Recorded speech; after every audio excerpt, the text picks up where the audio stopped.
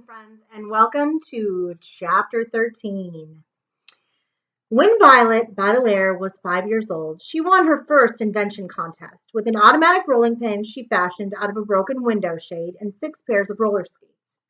As the judge placed the gold medal around her neck, one of them said to her, "I bet you could invent something with both hands tied behind your back." And Violet smiled proudly. She knew, of course, that the judge did not mean that he was going to tie her up, but merely that she was so skilled in inventing that she could probably build something even with substantial interference. A phrase which here means something getting in her way. The oldest Baudelaire had proved the judge right dozens of times, of course, inventing everything from a lockpick to a welding torch with the substantial interference of being in a hurry and not having the right tools. But Violet thought she had never had as much substantial interference as the lingering effects of anesthesia as she squinted at the objects in the supply closet and tried to focus on what her siblings were saying. "Violet," Klaus said, "I know that the anesthesia hasn't completely worn off yet, but we need you to try to invent something." "Yes," Violet said faintly, rubbing her eyes with her hands. I know. We'll help you if we can," Klaus said. "Just tell us what to do." "The fire is consuming the entire hospital, and we have to get out of here quickly."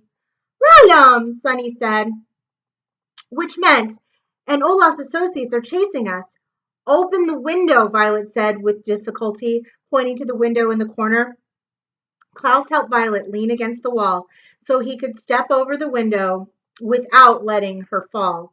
He opened the window and looked outside. It looks like we're on the third floor," he said, "or maybe the fourth. There's smoke in the air, and so it's hard to tell. We're not so high up, but it's still too far to jump." "Climb," Sunny asked. "There's an intercom speaker right below us," Klaus said.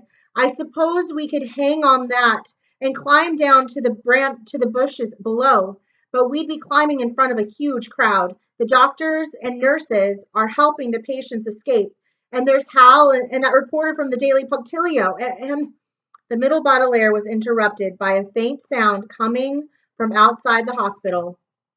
"We are volunteers fighting disease, and we're cheerful all day long. If someone said that we were sad, that person would be wrong."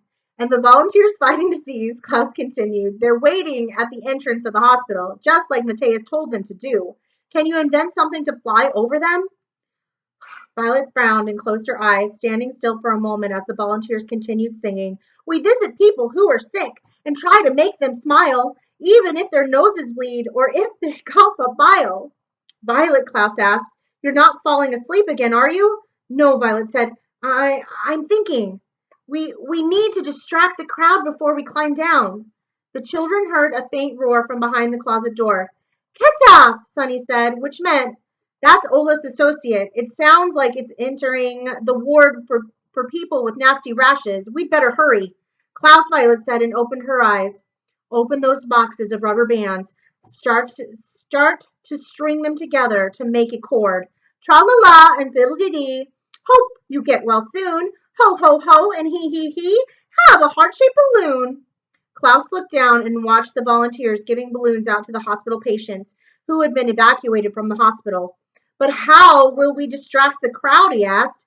I don't know," Violet admitted, and looked down at the floor. "I'm having trouble focusing my inventing skills." "Help," Sunny said.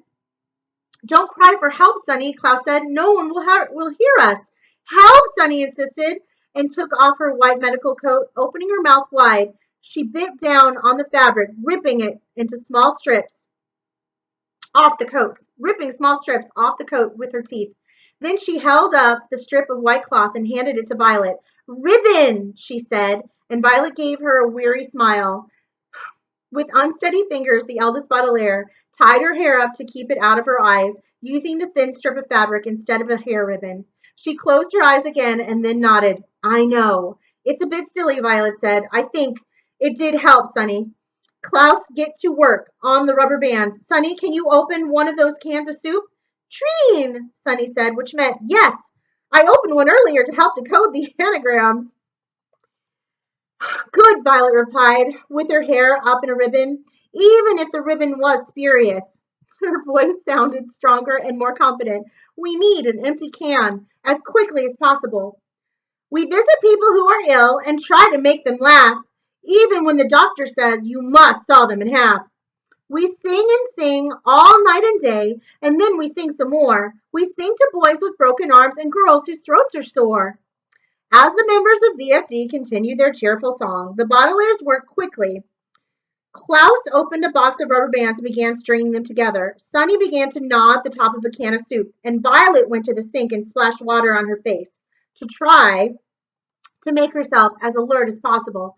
Finally, by the time the volunteers were singing tra la la and fiddle dee dee, hope you get well soon, ho ho ho, and he, have a heart shaped balloon, Klaus had a long cord of rubber bands curled at his feet like a snake. Sunny had taken the top off a can of soup, was pouring it down the sink, and Violet was staring anxiously at the bottom of the closet door, from which a very thin wisp of smoke was crawling out. The fire in the hallway, Violet said, as the children heard another roar from the hallway. And so if Olaf, let's try that again. The fire is in the hallway, Violet said, as the children heard another roar from the hallway. And so is Olaf's henchman. We have only a few moments. The cord is all ready, Klaus said. But how can we distract the crowd with an empty soup can? It's not an empty soup can, Violet said. Not anymore. Now it's a spurious intercom, Sunny spoke. Sunny spoke one hole. Poke. Sunny, poke one hole in the bottom of the can. Oh no, she's going to say it again. Petri, Psi, Com, Ola, Via, Del, Rish, Eo, Tex, Exity. Sunny said, but she did as Violet asked and poked her sharpest tooth through the bottom of the can. Now, Violet said, you two hold this near the window. Don't let the crowd see it. They have to think my voice is coming out of the intercom. Klaus and Sunny held the empty can near the window, and Violet leaned in and stuck her head inside it, as if it were a mask. Now the eldest Baudelaire took a deep breath to gather her courage, and then she began to speak. From inside the can, her voice sounded scratchy and faint, as if she were talking with a piece of aluminum foil over her mouth, which was precisely how she wanted it to sound. Attention, Violet announced. Before the volunteers could sing the verse about singing to men with measles, this is Babs. Matthias has resigned due to personal problems. So I am once again the head of human resources. The Baudelaire murderers and arsonists have been spotted in the unfinished wing of the hospital. We require everyone's assistance in making sure they do not escape. Please rush over there right away. That is all. Violet pulled her head out of the can and looked at her siblings. Do you think it worked? She asked. Sunny opened her mouth to answer, but she was interrupted by the voice of the bearded volunteer. Did you hear that? The children heard him say. The criminals are over in the unfinished half of the hospital. Come on, everyone. Maybe some of us should stay here at the front entrance just in case, said the voice the Baudelaires recognized as Hal's. Violet stuck her head back into the can. Attention, she announced. This is Babs, the head of human resources. No one should stay at the front entrance of the hospital. It's too dangerous. Proceed at once to the unfinished wing. That is all. I can see the headline now, said the reporter from the Daily Punctilio. Murderers captured in unfinished half of hospital by well-organized medical professionals. Wait until the readers of the Daily Punctilio see that. There was a cheer from the crowd, which faded as they walked away from the front of Himmlish Hospital. It worked, Violet said. We fooled them. We're as good at tricking people as Olaf is. And at disguises, Klaus said. Anagrams, Sunny said. And lying to people, Violet said, thinking of Hal and the shopkeeper at Last Chance General Store and all the volunteers fighting disease. Maybe we're becoming villains after all. Don't say that, Klaus said. We're not villains. We're good people. We had to do tricky things in order to save our lives. Olaf had to do tricky things, Violet said, to save his life. Different, Sunny said. Maybe it's not different, Violet said sadly. Maybe. Violet was interrupted by an angry roar coming from just outside the closet door. Olaf's overweight associate had reached the supply closet and was now fumbling at the door with its enormous hands. We can discuss this later, Klaus said. We have to get out of here right now. We're not going to climb, Violet said. Not with such a skinny rubber band. We're going to bounce. Bounce? Sunny asked doubtfully. Plenty of people bounce from high places on long rubbery cords just for fun, Violet said, so I'm sure we can do it to escape. I'll tie the cord to the faucet with the devil's tongue knot, and we'll each take turns jumping out of the window. The cord should catch us before we hit the ground and bounce up again. And down and up and down more and more gently each time. Eventually, we'll get to the bottom safely, and then we'll toss it back up to the next person. Sounds risky, Klaus said. I'm not sure the cord is long enough. It is tricky, Violet agreed, but not as risky as a fire. The associate rattled the door furiously, making a large crack right near the lock. Black smoke began to pour through the crack as if the assistant were pouring ink into the closet, as Violet hurriedly tied the cord to the faucet and then tugged on it to make sure it was secure. I'll go first, she said. I invented it, so I'd better test it out. No, Klaus said. We're not taking turns. Together, Sunny agreed. If we all go down together, Violet said, I'm not sure the cord will hold. We're not leaving anyone behind, Klaus said firmly. Not this time. Either we all escape or none of us do. But if none of us do, Violet said tearfully, then there won't be any Baudelaires left. Olaf will have won. Klaus reached into his pocket and brought out a sheet of paper. He unfolded it, and his sister could see that it was page 13 of the Snicket file.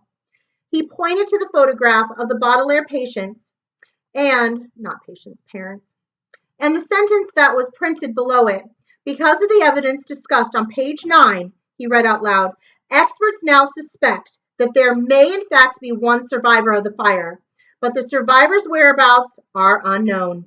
We've got to survive too, so we can find out what happened and bring Olaf to justice. But if we take turns, Violet said frantically, there's a better chance that one of us will survive. We're not leaving anyone behind, Klaus said firmly. That's what makes us different from Olaf. Violet thought for a moment and nodded. You're right, she said.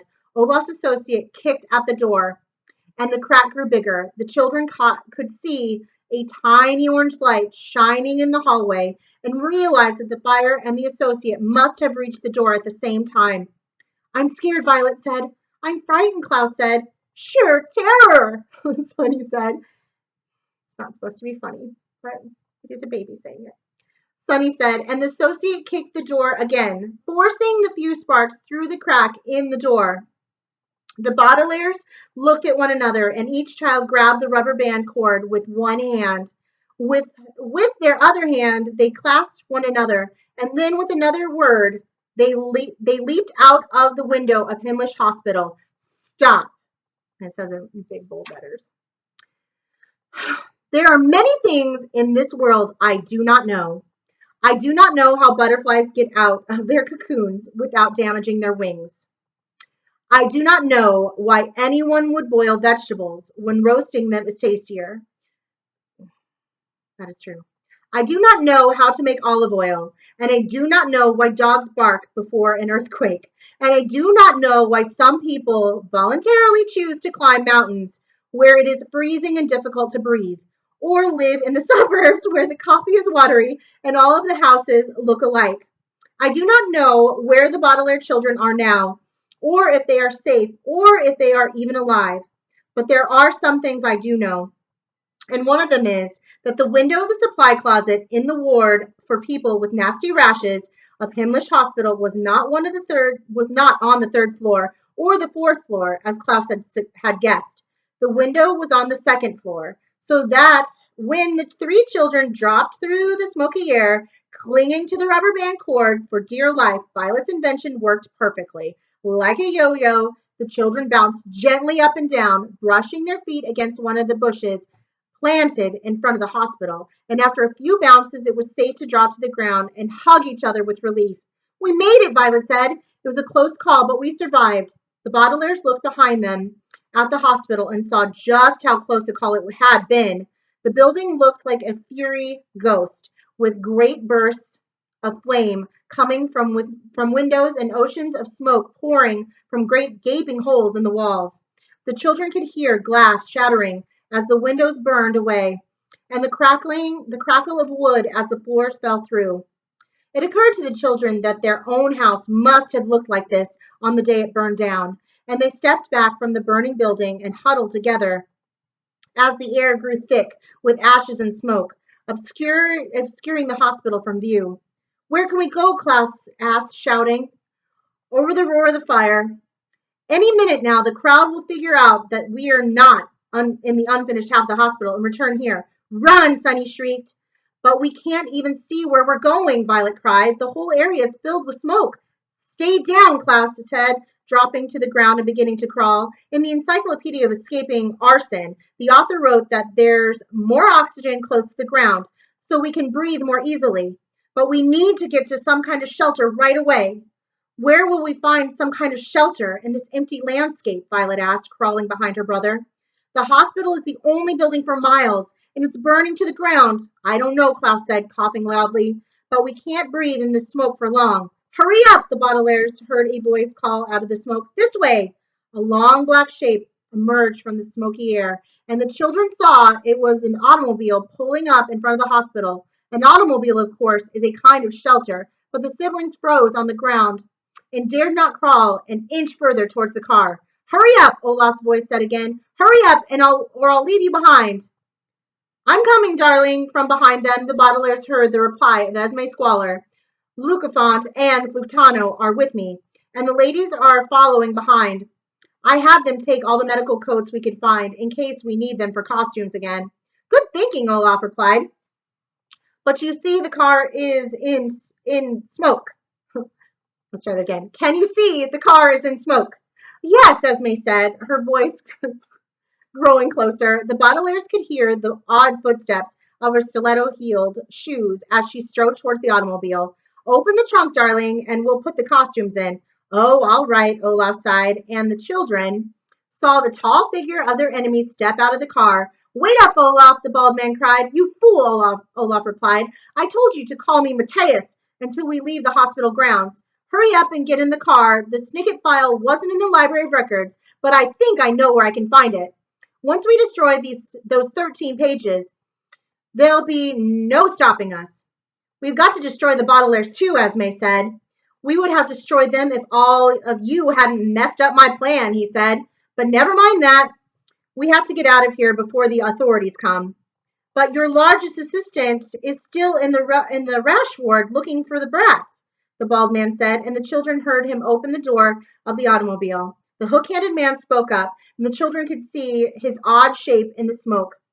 As he got into the car after the bald assistant, the ward for people with nasty rashes is entirely destroyed, he said. I hope the big one got out okay. We're not going to wait around to find out if that fool lived or died, Olaf snarled. As soon as the ladies can put the costumes in the trunk, we're getting out of here. It's been splendid setting this fire, but we've got to find the Snicket file as soon as possible before you know who does. VFD, Esme said with a crackle. The real VFD, that is, not these ridiculous singers. The trunk opened with a creak, and the children saw the shadow of the trunk's lid flip open into the smoky air. The lid was peppered with tiny holes, bullet holes, it looked like, undoubtedly from being pursued by the police. Olaf strode back to the car and continued giving orders. Get out of the front seat, you idiots, Olaf said. My girlfriend sits in front. And the rest of you pile in the back. Yes, boss, the bald man replied. We have the costumes, Matthias. The voice of one of the powdered-faced women was faint in the smoke. Just give us a few seconds to reach the car. Violet leaned as close as she could to her siblings so she could whisper to them without being heard. We've got to go in there, she said. Where? Klaus whispered in reply. In the trunk, Violet replied. It's our only chance to get out of here without getting captured, or worse. Gosh, Sunny said in a horrified whisper, which meant something along the lines of getting in the trunk is the same thing as getting captured. We've got to get the rest of the Snicket file before Olaf does, Violet said, or we'll never be able to clear our names. Or bring Olaf to justice, Klaus said. Exxon, Sunny said, which meant, or find out if one of our patients really survived the fire. The only way we can do all those things, Violet said, is to get in the trunk of that car. Olaf's voice floated through the smoke. As deceitful and dangerous as the fire itself, get in the car this instant. he ordered his associates. I'm going to leave at the count of 3. The Baudelaires gripped each other's hands so firmly that it hurt to hang on. Think of everything we have survived today. Together, Violet whispered. We've lived through countless unfortunate events only to find ourselves alone. If one of our parents has survived, it'll all be worthwhile. We have to find them. It is the last thing we do, if it's the last thing we do. One, Klaus looked at the gaping trunk, which looked like the mouth of some dark and smoky beast, eager to devour him and his siblings. You're right, he murmured finally. We can't stay in this smoky air much longer and will become asphyxiated. I was about to say apoplectic. I don't know why. Asphyxiated. The shelter of the trunk is our only hope. Yes, Sonny whispered. 2. The Baudelaire children stood up and scurried into the trunk of Count Olaf's car. The trunk was damp and smelled terrible, but the children crawled deep into the depths so they could see. They could not be seen. Wait, the powdered-faced woman called, and the Baudelaires felt the slap of the medical coats being tossed on top of them. I don't want to be left behind. I can't breathe out here. Will we be able to breathe in here? Violet asked. Klaus asked quietly as he could. Yes, Klaus said. Air will come through the bullet holes. This is not the sort of shelter I had in mind, but I guess it might do. Gallows, Sonny said, which meant it'll have to do until something better comes along, and her siblings nodded. 3. The trunk slammed closed, leaving them in utter darkness, and their shelter rattled and shook as Olaf started the engine and began to drive across the landscape, which was as flat and desolate as ever. But the children could not see outside, of course. In the blackness of the trunk, they could not see anything at all. They could only hear their long, shivering breaths as the air rushed through the bullet holes and feel their shoulders trembling as they shivered in fear. It was not the sort of shelter the children had in mind, never in their entire lives, but as they huddled together, they guessed it might do. For the Baudelaire orphans, if indeed they were still orphans, the shelter of Count Olaf's trunk would have to do until something better came along. And that is the end of Book 8. All right, let's see what Mr. Snicket has to say, or I should say the author of the book, Brett Hellquist. Lemony Snicket is widely regarded as one of the most difficult children's authors to capture and imprison. Recently, he had to give up on hobbies due to laws regarding musical performances and mountainous terrain. Most things written about him are not true, but this is. And then it says, Brett Hellquist was born. Oh, no, that's the same thing that it said in all the other books. All right. And then there's a letter to my kind editor. And I should tell you that it is a picture of a ripped up letter that has been sort of taped back together with missing parts. So bear with me. To my kind editor, I hope that this letter is not mangled by the ferocious and deadly, and then you can't read what it says, in which I am hiding now, 1,319 and 1/2 miles, Dewey kilometer from the restaurant where you celebrated your most recent birthday. May this exchange, and of course there's a whole bunch missing in between this, may this exchange at near laundromat or jewelry store for, and then there's a bunch missing again, a long mustache, she will give you the complete manuscript of the Carnivorous Carnival, along with, and you can hardly see it, a satchel containing, it's all blacked out, circumstances should you repair, which undergo no, the last survivor of the Baudelaire, a sketch of Chabo the wolf baby, okay, and Adim Lula, can't tell what it says, or at least what is left. Remember, you are my last hope that the tales of the Baudelaire orphans can finally be told to the general public. With all due respect, Lemony Snicket. All right, that is the end of the book. That was a really good one. All right, we'll continue with book 9 very soon. Thank you.